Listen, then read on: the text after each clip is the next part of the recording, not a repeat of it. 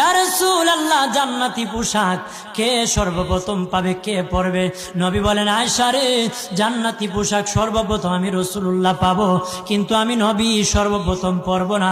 সর্বপ্রথম ইব্রাহিম খলিলুল্লাহকে জান্নাতি পোশাক পরানো হবে। কেন জানুনি?